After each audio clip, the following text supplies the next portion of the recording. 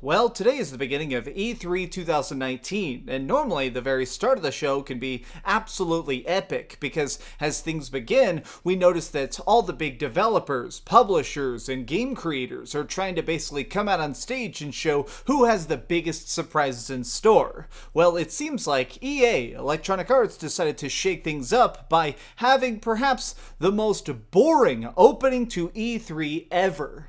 What's up, gamers? DreamcastGuy here, and I just got done watching the 3 hours of EA play. Instead of having a very concise press conference that's full of giant teasers and cool reveals, they decided to spend 3 hours talking about downloadable content, basically reiterating which of their games is successful and which ones have failed, and also a big problem was the fact that nothing in this was really great. One of the primary issues is the hosts they hired. Now, this is not an insult to any of the people who were trying to do their jobs, but one of my biggest problems with this 3-hour-long reveal is the fact that the hosts continually kept interrupting the developers. They'd basically come out on stage and talk about some big new thing they're working on, or show us a really cool trailer, and then be like, hey, what are you thinking when you make this game? And then as soon as they start to give an answer, all of a sudden they're gonna be like, oh my god, that's so crazy!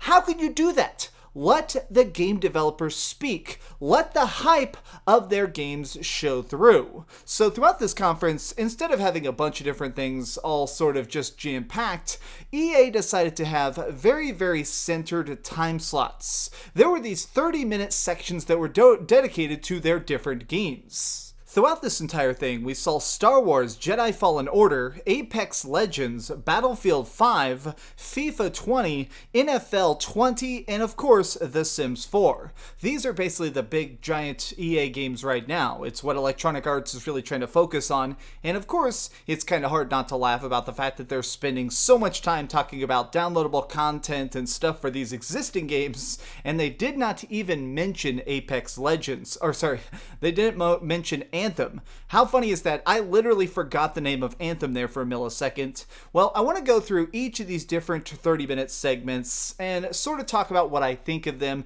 because I do think that they tried to reveal stuff that they thought we would be excited for, but I'm just absolutely not. Now, I do want to say, I do think that now that we've seen more about Star Wars Jedi Fallen Order, I'm much more excited for it, so I'm going to talk about that at the end. Let's start off with Battlefield 5, because this game has just been a complete dumpster fire that continues to burn ever bigger and ever brighter. So after its very rocky launch, essentially what they've been trying to do is basically get people to jump on the bandwagon late. Since the initial sales were so low, what they've been trying to do is basically come out with a bunch of giant free updates like the Firestorm, and now what they're doing is basically trying to push much more of the paid DLC. So throughout this, they showed a bunch of new maps, some new different styles of play, a new chapter of the game, Chapter 5, which will take place in the Pacific Front, and in general, they basically tried to show us that Battlefield 5 is not dead. Now, what's interesting about the Battlefield series is that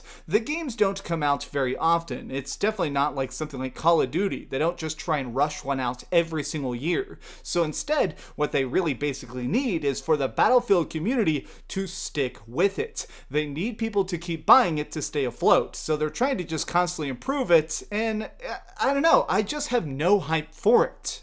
Now, I'm somebody who has played a lot of Battlefield 5 already. I probably have about 80 hours in it, at least, just because I have tinkered with it here and there. And so now, even though I do think that these new maps are pretty interesting and very realistic, I'm just so burned on it. I mean, it's been, 10 months since it came out, and I don't think the Battle Royale mode even has anybody playing it anymore. So just trying to introduce new concepts to such a dead game seems like a bit of a lost cause. Which is, again, unfortunately how I feel about Apex Legends. So they decided to dedicate 30 minutes of this 3-hour show just to talking about Apex Legends, but not in any of the big reveals that people wanted. So if you don't really play Apex Legends, a major issue that the community's been having is the fact that there hasn't really been a bunch of big updates. In general, if there's balancing problems or parts of it that are getting stale, they just don't really patch it or fix things for sometimes months at a time.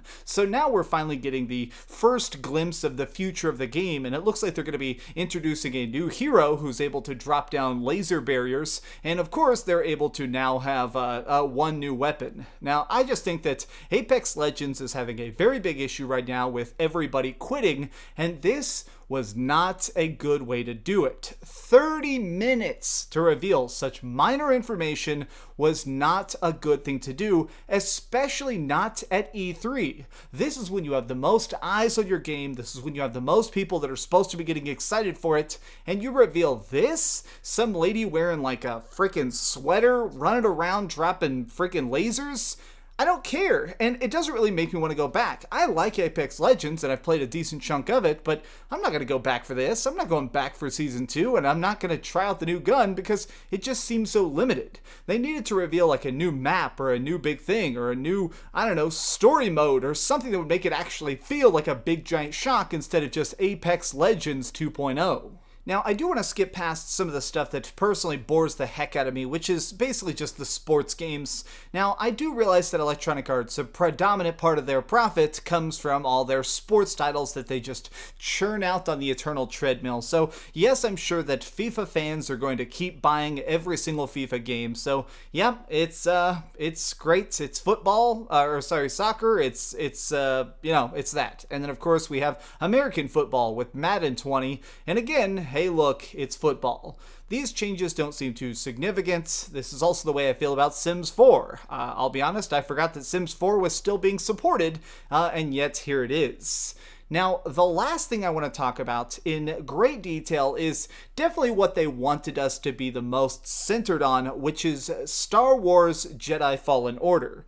This was the opening section of the show. It's definitely what they hyped up the most, and I think that initially I was very standoffish of the idea of Jedi Fallen Order, just because I think the time period is interesting, but I just don't trust Electronic Arts. They're a company that manages to screw up so many different franchises, but now that I've seen this, I think that I'm more on board with Jedi Fallen Order, but it definitely just seems like Uncharted Star Wars. I mean, 100%. That's all it really is. It has a lot of stuff like trying to platform on certain areas, and as you're pulling down like barriers and stuff, there's a crumbly effect. I mean, to a T, it looks like Uncharted. But to go with this, something I do like is that it also has that really interesting, how do I even explain this?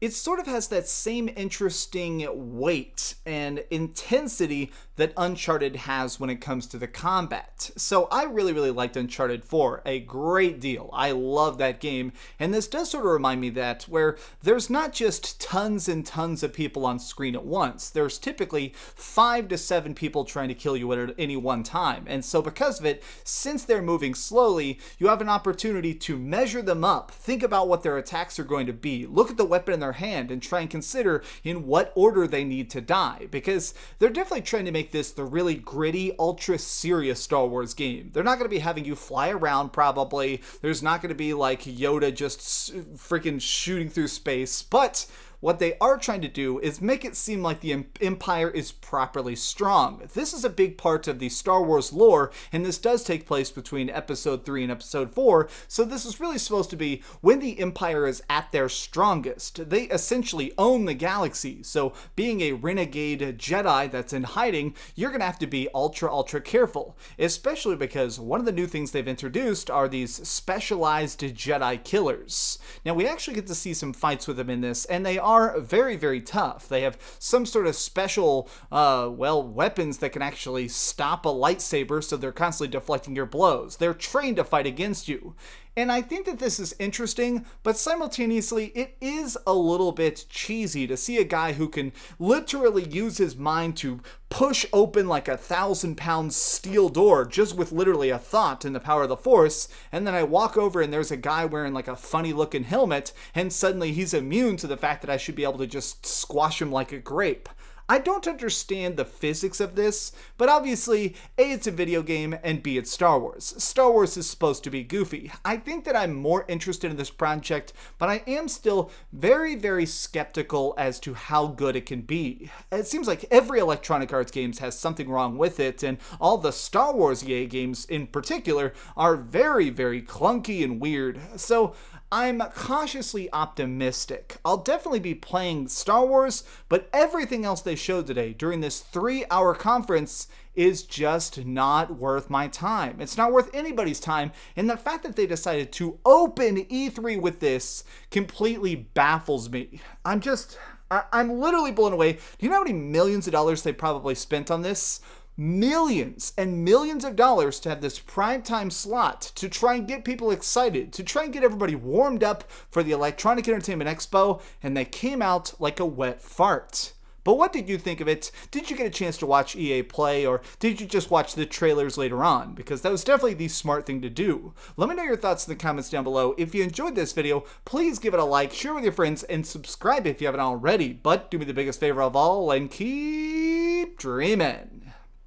Oh man, my eyes actually are bothering me just because that stuff was really boring, to be honest, but I was trying to focus. I was like, okay, I gotta take notes, and it actually literally made my eyes dry out trying to focus on such boring gameplay for so long. Thanks for watching this video. Thanks for giving it a like. I'm gonna go take a shower and forget about all this. My God. Thanks so much for watching that video. If you want to see something else, you can always click this link to see what I put up last, or, subscribe and see what's coming up next. Also, I promise that whatever I do, it'll try not to suck.